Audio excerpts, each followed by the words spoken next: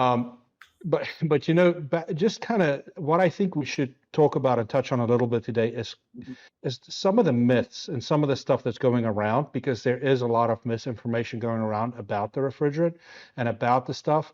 I hear a lot of rumors of maybe going back to 410A. Yeah. I'm sure you have some comments on that.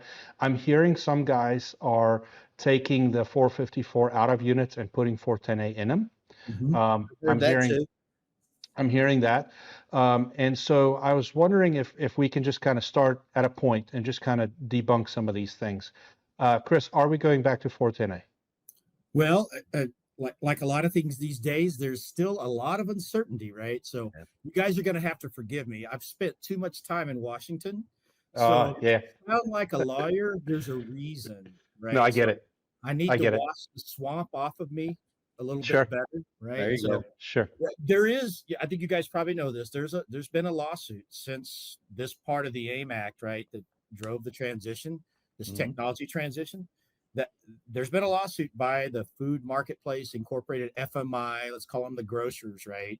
Okay. They challenged this from the very beginning. And just for your listeners, right, not to be too techy on this or too Huh? regulatory on this, but the technology transition is like the 1/1/2025 date, right? Hmm. For residential light commercial to go to the new low GWP refrigerants. There's a 1/1/26 date for VRF, right? There's a 1/1/2027 date for data centers. So Right. that part of the AIM Act, there's three parts, but that part was the one that's challenged, right?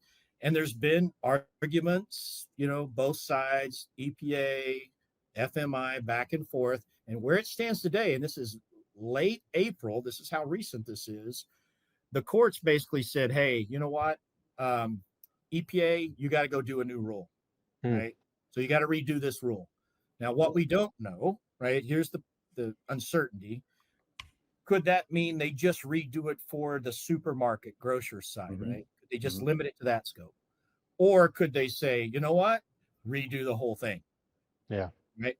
And the big question is if they redo this rule, right, which they've been told to do that by the courts, do they allow the higher GWP products like Yeah. 14A during that time? In other words, there's non enforcement while the rule's being done. We just don't know yet, right? What Yeah. we do know is the courts, just I think it was April 24th, came out and said, look, it's in abeyance, hold 9 checkups every 90 days. Let's see where the status is and work through this, right?